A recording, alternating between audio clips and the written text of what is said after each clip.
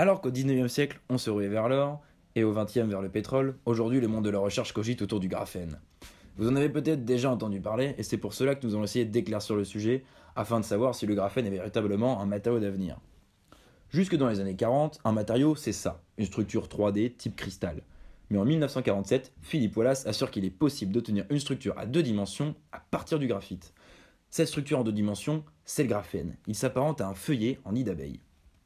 Mais c'est seulement dans les années 2000 que la communauté scientifique se découvre une véritable passion pour le graphène. Ainsi, en 2004, deux physiciens russes parviennent à isoler du graphène par exfoliation de morceaux de graphite, avec un simple bout de scotch. Ceci leur a valu le prix Nobel en 2010, lorsqu'ils ont réussi à démontrer les propriétés du graphène, notamment en conduction. Mais cet engouement pour le graphène est-il vraiment justifié?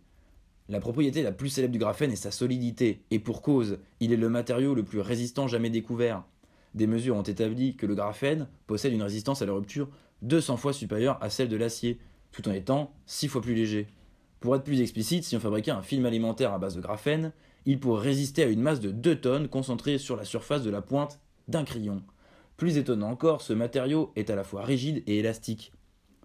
En effet, l'agencement des atomes de carbone dans le graphène permet au matériau de fléchir relativement facilement, sans que les atomes ne se séparent. Vous pourriez alors les tirer de 25% de sa longueur d'origine, sans le briser.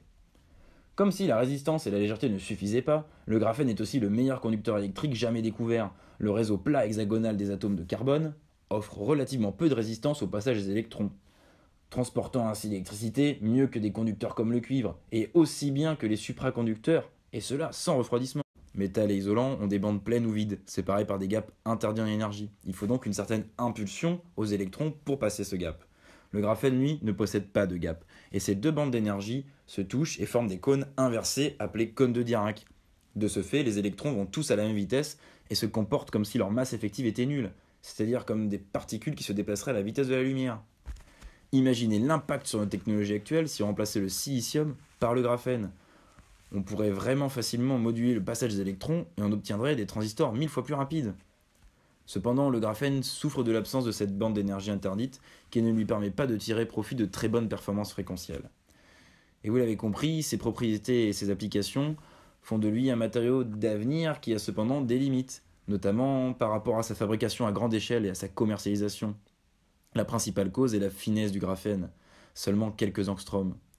Ceci explique aussi en partie son prix exorbitant, 500 € au centimètre carré, soit presque autant qu'un appartement dans le 7e arrondissement de Paris.